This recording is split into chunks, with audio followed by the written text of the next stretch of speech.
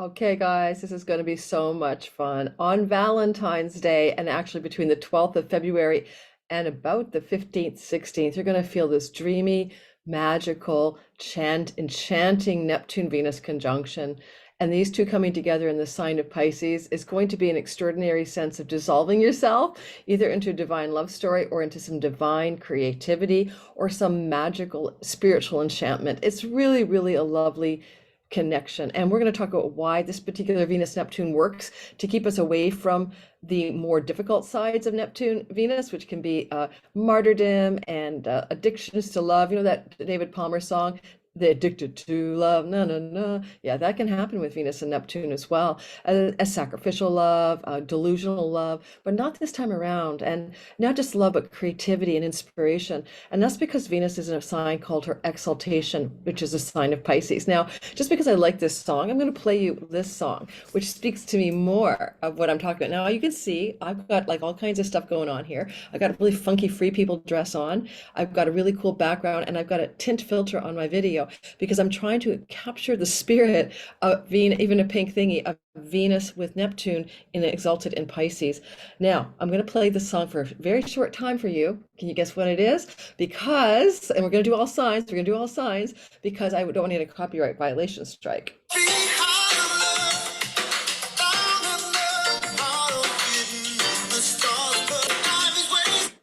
Higher Love by Stevie Winwood. I think I kept it under 30 seconds. So what I love. Thumber was arrested at protest in Germany. No, I can't stop my sound on my phone. I apologize. So what I wanted to say here is that, first of all, before we do all signs, so how this will play out in your chart based on your rising sign, sun and moon secondarily. If you're new to my channel, hi, my name is Lori Lothian, and I'm a whole sign house astrologer using the tropical Western zodiac and ancient tools from the Hellenistic tradition, the Babylonian tradition, and every now and then I add a smattering of some Vedic tools as well. Now, one of the things I want to say, if you are new and you have never been here before, check all my freebies in my description box. How to cast your chart in whole sign houses, which is what I am using. How to do a whole bunch of stuff. Like my freebies are the Deep Meaning of the 12 Houses PDF document, a bunch of giveaways, plus classes I'm teaching. And also don't forget to like, subscribe, and hit the bell for notifications. All of that helps the channel grow and helps me thrive as a professional astrologer in a business of my passionate purpose. All right. So I took liberty today to really spend some time doing some research for us on the Venus Neptune thing. And then we're going to go into how this will affect you based on mostly your rising sign. You can listen secondarily for sun and moon. And the reason I want to do this, I did this research a little bit, is because I had one of my viewers comment on my Venus Pisces transit video talking about what Venus was doing for all signs during her 3.5 week stay in Pisces, who was like all about, don't give us false hope, and Venus is like, with Neptune is about delusional love and, falling in love with the wrong person. And yes, that's true. In fact, as I said, addicted to love with a Robert Palmer song, or martyrdom love, or being love bombed by somebody who, who's trying to deceive you. This is in fact a potential problem with a Venus Neptune transit. But it's also not so, in my humble opinion, when Venus is in her sign of exaltation, which meaning she's in Jupiter's house, where Neptune is also traveling, and she's extra specially powered up. And in Indian astrology, from India, Vedic astrology, she's considered to look for holy love, divine love, true love, soulmate love, powerful love, exalted love. A higher love in Pisces. That's what she's looking for, not just a one-night stand. And then Neptune's all about dissolving into unconditional love, higher love. It's almost like all the poems of Rumi and sometimes Hafiz are really love poems to God, all right? And there's almost like a love poems to God in the sky, February 12th, crossing through Valentine's Day to around the 15th and 16th. Okay, so in my service of the research section, if you're not interested in this, you don't have to stick around, okay? But this is going to go on, and then we're going to do the all signs. So maybe 10 minutes of this, and then you can check your sign, but you might be interested in this stuff, okay? Because Venus is on two incredibly powerful stars, and those stars are going to give her some extra power with Neptune in this particular conjunction. So there's a constellation in the sky called like Pegasus, right? That's that horse with the wings. We all know what the Pegasus thing looks like because it's quite fantastical. And one of the stars that Venus is sitting with is and Neptune is Sadalbari, obviously Persian or Arabic name, and it's definitely associated with being a rebel, being a maverick, loving to play, having shiny new toys. I'm just reading the software. And a kind of embracing all things new. Okay, rebellious, freedom-loving, newness-seeking energy.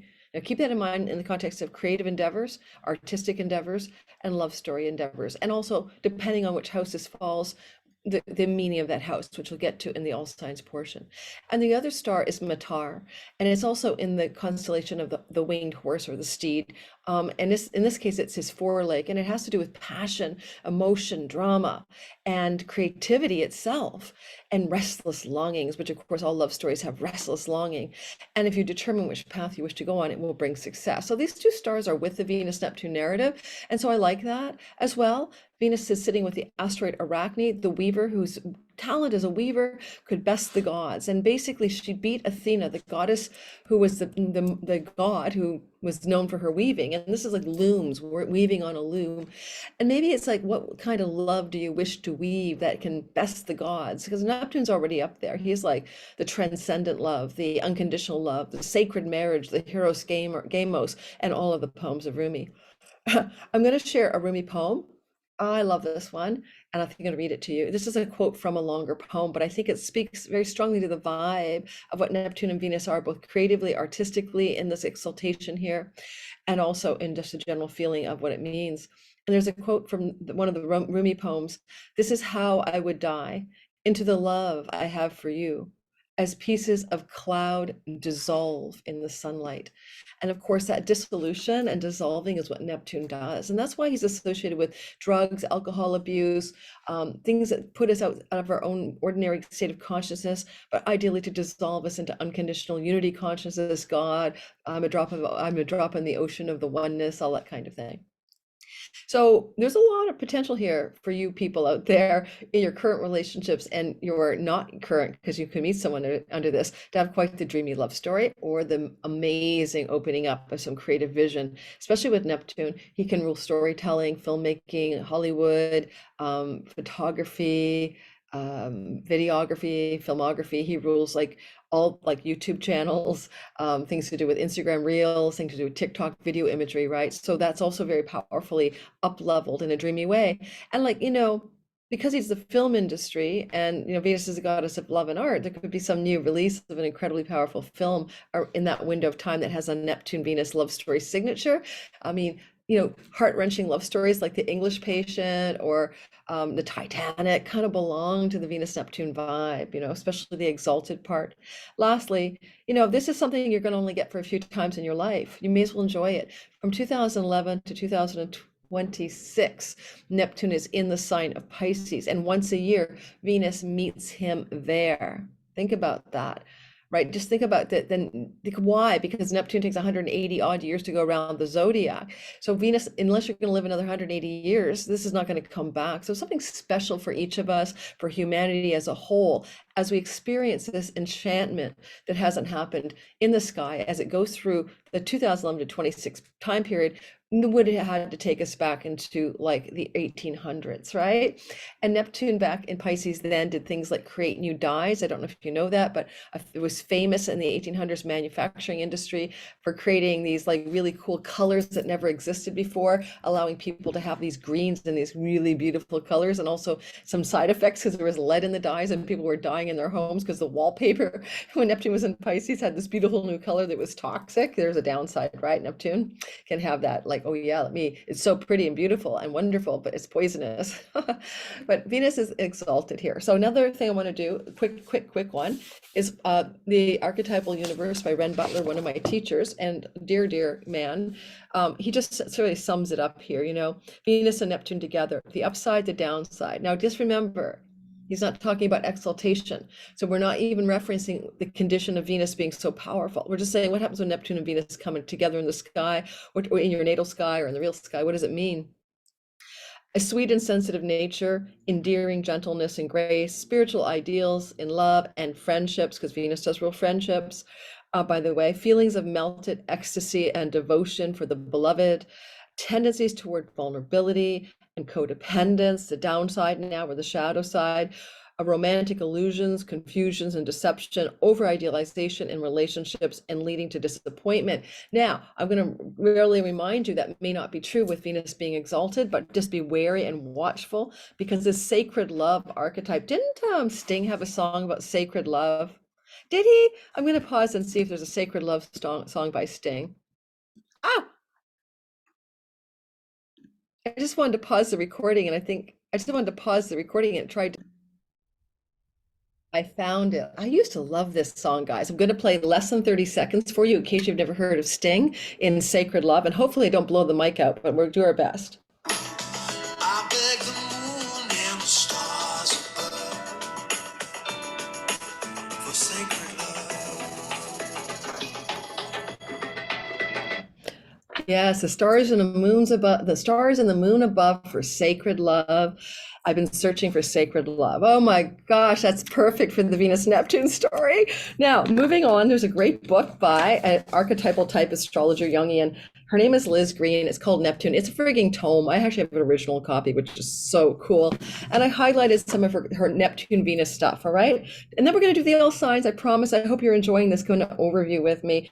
But Neptune, she has some cool things to say about when Neptune and Venus are together. This section of her book is about when you're meeting someone, like synastry, but it still applies to just what Venus and Neptune do in the same part of the sky, reminding you it's not with the exaltation factor. So she'll say things like, Neptune may respond to the power of Venus's fascination by attempting to bind Venus, first through trying to strenuously please and then through self-victimization. That's the shadow of Neptune. Neptune may attempt to blackmail Venus into greater declarations of love and loyalty, becoming needy and clinging or even ill. So there's a shadow, the martyr, the codependence, the what we call enmeshment in psychology, when a couple is enmeshed, or another psychology phrase is you're responsible for 100% of your 50% of the relationship. But when this gets confused, we get this kind of like over-functioning wounded bird, save my partner, savior complex.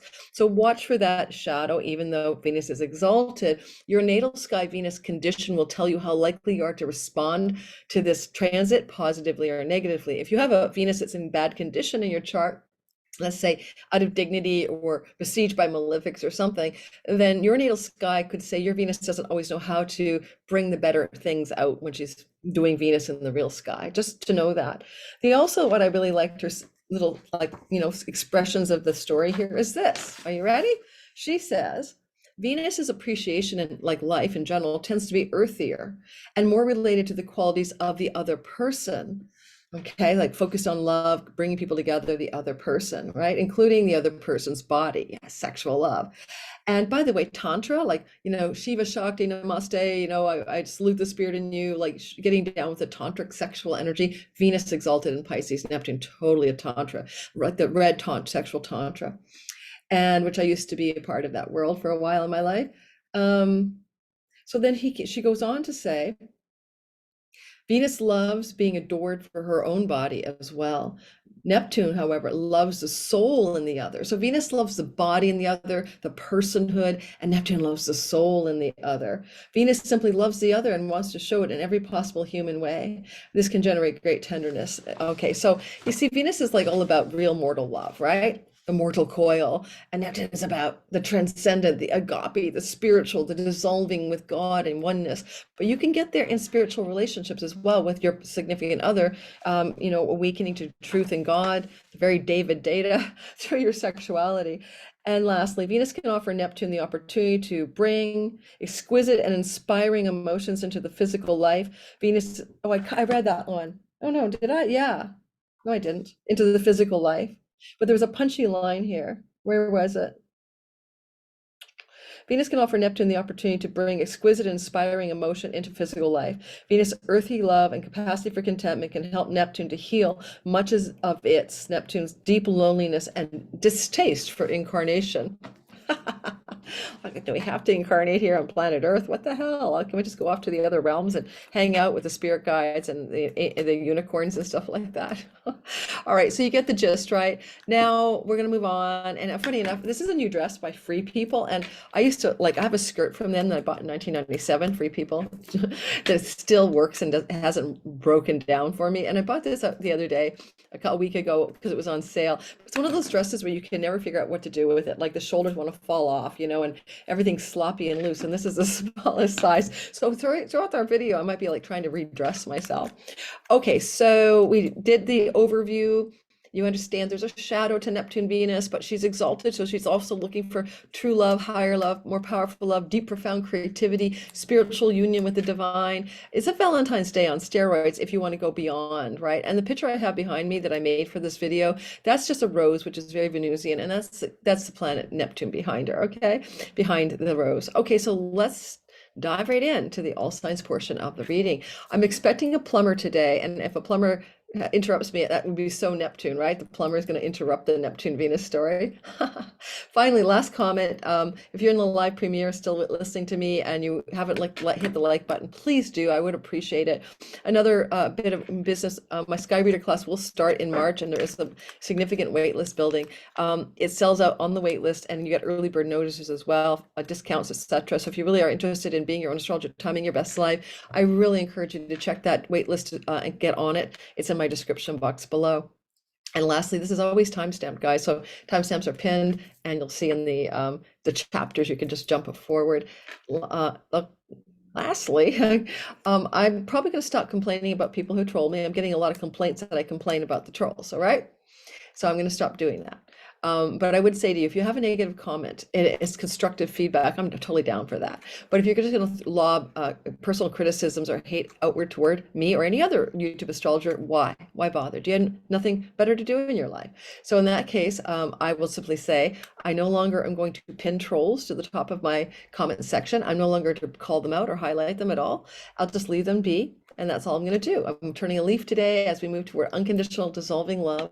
My heart center's opening to the people who are so miserable and angry in their own lives that all they have to do is to, I had a woman invade my last live chat group and she wouldn't go away and everybody had to block her. And finally I did too, because she was outright trolling, like right out there, like crazy ass. That's never happened to me before.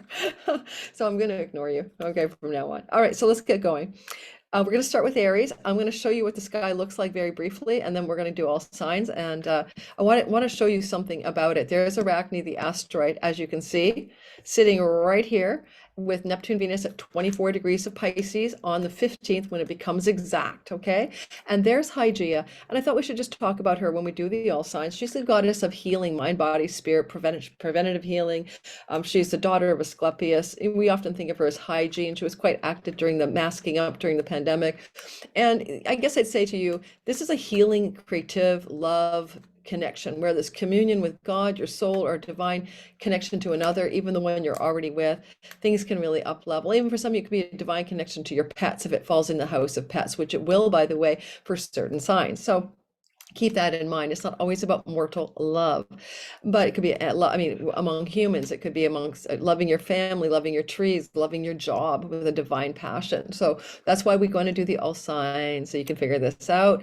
And there was something else I was going to say about the sky. Oh yeah, there's a Sabian symbol for every degree. And as you can see, Neptune and Venus are together at 24 degrees Pisces. Sabian symbols are channeled messages that belong to each of the 360 degrees of the zodiac. You always round up. A 24 Pisces is to look for the Sabian symbol, and you can Google it online for 25 Pisces. And so I would like to just tap into that very briefly before we continue. And I hope that's okay with you guys. I'm going to stop the share because you don't need to see this anymore. And I'm going to talk just very briefly about Sabian symbol for the degree of 25 Pisces.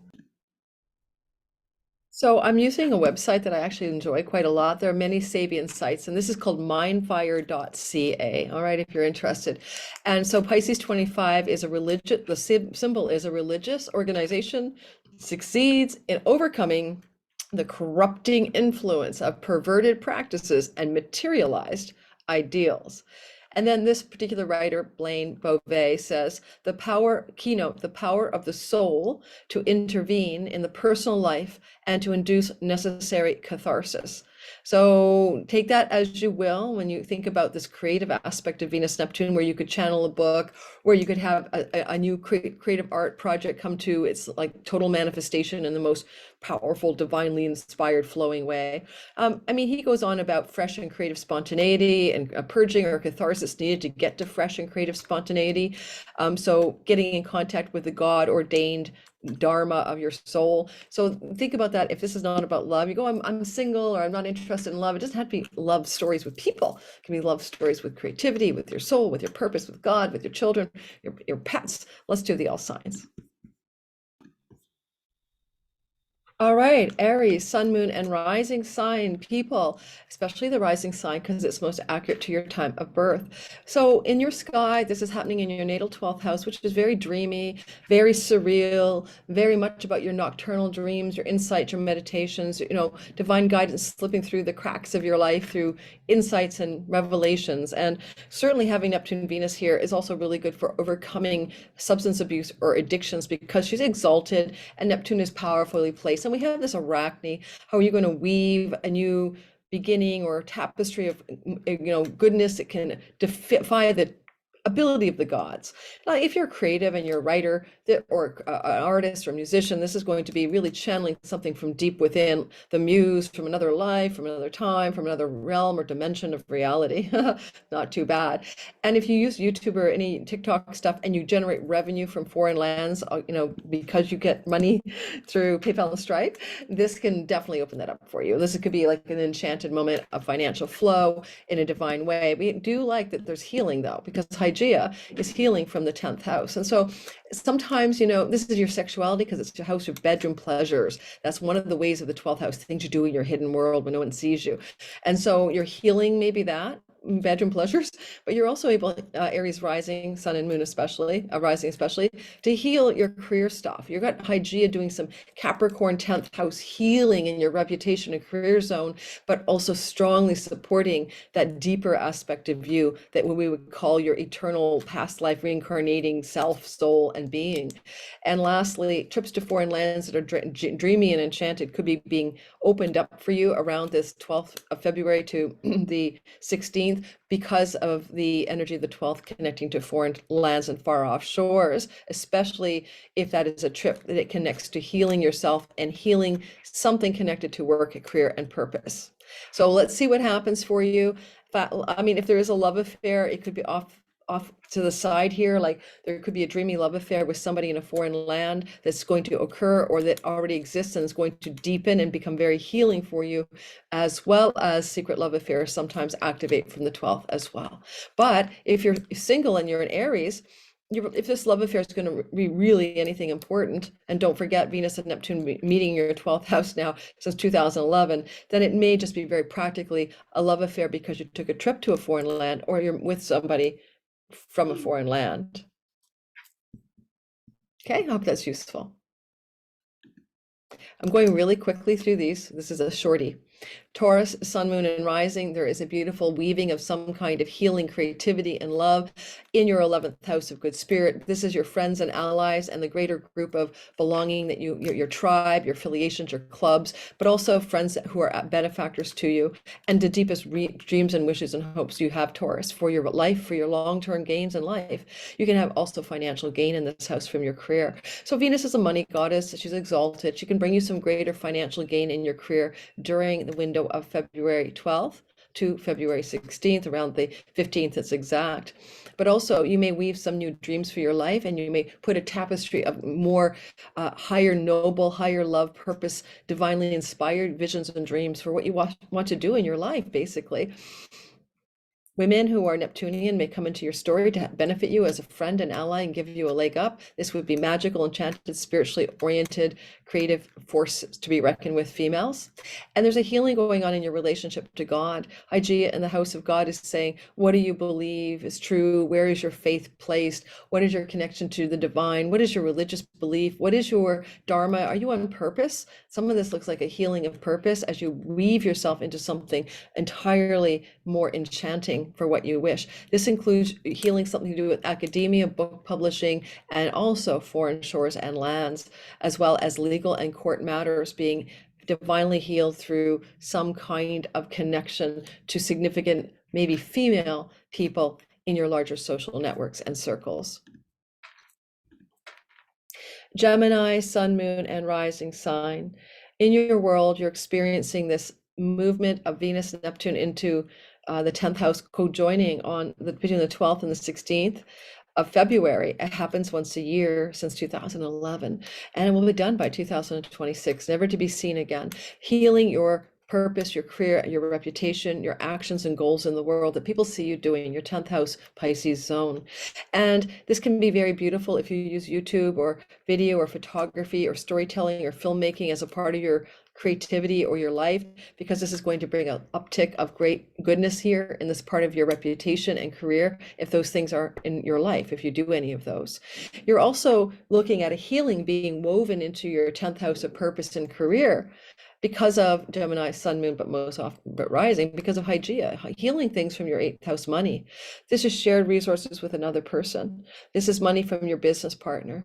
This is money from your spouse, or this is money from did I say inheritances or investments? And now there's some kind of healing. But the 8th house is also to do with hidden relationships or occult mysteries and magical paranormal things, and maybe you're healing something in this part of your sky as well. Wouldn't that be really lovely? Because it can be almost like, you know, really connecting to some kind of mystical moment from a deep perspective within your intuition or your witchy ways that open up a career healing for you as a Gemini. Cancer, sun, moon, and rising sign in your narrative, and I am going to go quickly through this, so it's a clip, guys. You're going to find that this is a flow of Venus, Neptune that happens every year since 2011. Exalted Venus, Neptune in your 9th house of God and wisdom and spirituality, religion and higher education and learning and foreign shores. Now, it's flowing towards your ascendant. Venus is applying, as well as Neptune, toward your identity. Certainly as a Cancer rising, this will feel really good, especially if your rising sign is between 20 to 26 or 7 degrees. Same somewhat applies to your sun and moon. There's a big glow up from this for you. You're going to feel better about you. You're going to feel more like rosy and beautiful and lovely and inspired, and maybe fall back in love with your spiritual faith or God, or even a place of travel that you wish to go to again, and take that trip or plan that trip in this time in February. But you're also healing something from your significant relationships, particularly marriage partners or long-term committed partners. And it could be a getaway trip with a long-term partner. And if you have an audience or client or marketplace to whom you reach in your work life, the 7th house can be that. And maybe you're experiencing the incoming healer. Hygeia is like a healer coming into your Cancer world to teach or educate you something that's quite profound, because the 9th house is an educational house and the 7th house is others. And so healing, education, teacher healing energies are in your sky. Tell me what happens. Certainly when it comes to romance, it's a good one for foreign shore romance, or getting in love with someone from a foreign culture, land, language, or religion, or taking a trip to meet that person. And it would be a very healing relationship. That's my green tea. I'm sucking it back. Leo, sun, moon, and rising sign. In your narrative, Leo, what you experience here is a super glow up of your finances. And this includes mortgages, loans, bank credit cards, spousal shared resources, inheritance monies, investment monies, insurance payouts. All that's where Venus exalted with Neptune is bringing some dreamy thing, but you need to look at the weaving that Arachne is doing. How do you weave this goodness in this money house? Certainly it's a tantra sexual intimacy house, and if that's a part of your story, well, that gets certainly lit up, doesn't it? And you may be doing a lot of Shiva Shakti stuff, and you could have some deeper sexual intimacy, but also emotional and unconditionally loving intimacy with some significant other, even someone you're just dating. Hygeia, the healer in the house of 6th house of dating. This is a house of pets, and so honestly, for some of you, you could have a very profound spiritual connection to a pet, new or already established, dreaming up between the 12th already of the month and the 15th. Venus Neptune is in the house called the house of death, and Hygeia is, could you have an ill pet getting ready to pass? And if you do, maybe it'll be a very spiritual event for you as this pet comes to you in a dream to say goodbye or something like that. Not to worry you, Leo rising people especially, but that's a possibility.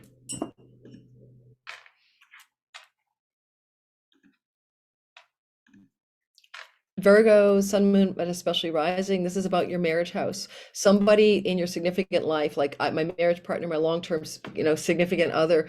And this is so dreamy. If you've been having any troubles with that relationship, this is going to make it's so beautiful around this Valentine's Day. Glow up. Ooh. And maybe it'll be a bend new romantic gesture or flowers beyond your imagination or somebody proposing to you to get married.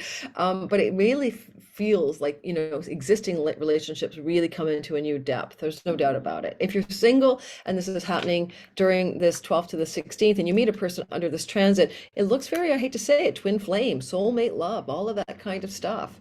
And a lot of you Virgos have been going through the delusion of Neptune here since 2011, but after you passed the midpoint, the critical 15 degrees about 3 years ago, some of you met your soulmate, your twin flame, your true partner, your divine complement, and some of you are still waiting, but that's okay. The ones who are waiting are going to have their Virgo rising sun and moon probably in the last 10 degrees, but a lot of you since 2011 with earlier degrees of Virgo may have already encountered a partner of destiny or soulmate when this Venus Neptune conjunction happened every year around this time. And you have Hygeia healing the sexual part of your life, sexual healing, in your romance and healing. Also your children, healing your children relationships, your romance relationships, your sexual relationships. Also healing your relationship to joy as it pertains to being with the one you're with and loving the one you're with or the one you're just about to meet. Tell me what happens. I'd love to hear. All right, Libra, sun, moon, and rising, Venus and Neptune come together as super glow you up in your sixth house of pets, dating, yes, dating, things to do with your work and workaday routines and your health. Venus will bonify your health and try to improve it. And just so you know, this is the house Pisces, meaning your feet can be a health challenge in life. Take care of your feet, you Libra, sun, moon, and rising. And as Venus is loving up this Neptune conjunction on the 12th to the 16th of February with the Weaver, what things are you trying to weave into your reality to do with pets, to do with dating, to do with work, to do with health, and also to do maybe with leasing a property or as a person who rents or leases it out? Either one can work. And you're healing something in your fourth house of home.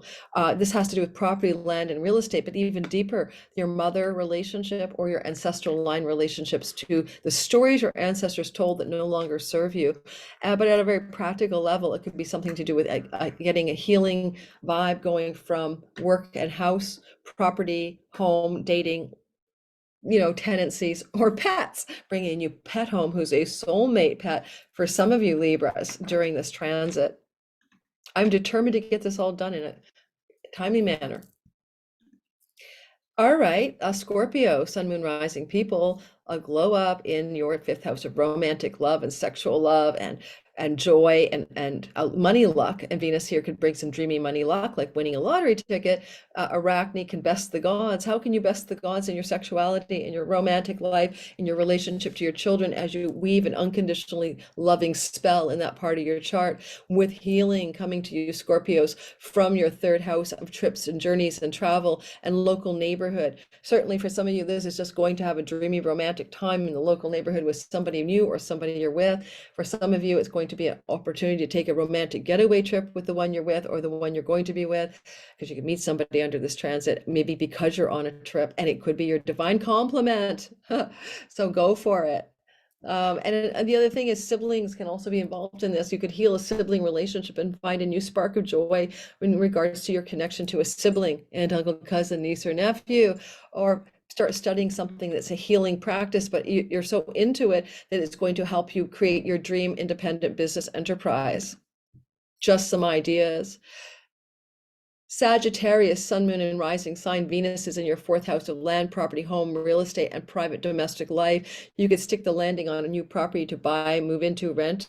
You've got the money to do it. You're doing some money healing when it comes to healing your finances and your financial flow during this time. And particularly when you connect it to the mother or the story of your ancestors, you may be doing some deep money healing, telling yourself, no, my family poverty consciousness is not for me, or something that constricts your family, your consciousness around prosperity, because Venus is a money goddess exalting here in an ancestral line house.